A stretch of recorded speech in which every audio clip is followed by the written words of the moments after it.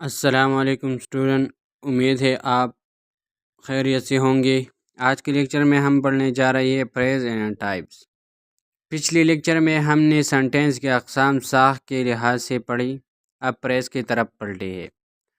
What is praise? A praise is a group of words that has no subject and no finite verb but work as a single unit in a sentence. لفظوں کا وہ مجموعہ جو نہ مکمل subject رکھتا ہے اور نہ مکمل ورب۔ چند لفظوں کا ایسا گروہ ہوتا ہے جو خود پورا جملہ پریز نہیں بنتا۔ اس میں کوئی مکمل سبجیکٹ نہیں ہوتا، کوئی فائنائٹ ورب نہیں ہوتا، پورا میننگ نہیں دیتا، لیکن یہ مل کر جملے میں کسی ایک حصے کا کام کرتے ہیں، جیسے سبجیکٹ کی طرح، آبجیکٹ کی طرح، ایڈجیکٹو کی طرح، ایڈورب کی طرح۔ پریز ہمیشہ میننگ ایڈ کرتا ہے لیکن جملہ مکمل نہیں بناتا۔ For example, in the room very pass a talc girl, یہ خود جملے نہیں ہے۔ اب ہم آتے ہیں ٹائپس آف پریز کو۔ پریز کی 6 اقسام ہے۔ ایک ہوتا ہے ناؤن پریز، ایڈجیکٹو پریز، ایڈورب پریز، ورب پریز، پریپوزیشنل پریز، انفینیٹیو پریز۔ تو سب سے پہلے ہم آتے ہیں ناؤن پریز کو۔ A noun phrase is a phrase that works as a noun in a sentence. وہ پریز جو جملے میں اسم یعنی نام کا کام کرے، یا کسی بھی آبجیکٹ سبجیکٹ جملے میں ناؤن پریز کی طرح استعمال ہو سکتا ہے۔ ناؤن کی جگہ اس میں عام طور پر ناؤنز اور اس کے ماڈیفائر شامل ہوتے ہیں۔ For example, the talc boy, لمبا لڑکا، A beautiful house، خوبصورت گھر، My best friend، میرا بہترین دوست۔ اب ہم آتے ہیں ایڈجیکٹو پریز کو۔ An adjective phrase is a phrase that describe a noun or pronoun۔ وہ پریز جو ناؤن یا پروناؤن کی صفت بیان کرے۔ ایڈجیکٹو پریز کسی شخص یا چیز کی کوالٹی ہے۔ یہ لفظوں کا گروہ ہوتا ہے جو ایڈجیکٹو کی طرح میننگ دیتا ہے۔ For example, full of joy, خوشی سے بھرا ہوا، میڈ آف گولڈ، سونے کا بنا ہوا، ویری انٹیلیجنٹ، بہت ذہین۔ اب ہم آتے ہیں ایڈورب پریز کو۔ An adverb phrase is a phrase that modify a verb, an adjective or another adverb۔ وہ پریز جو ورب یا ایڈجیکٹو کی کیفیت بتائی، یہ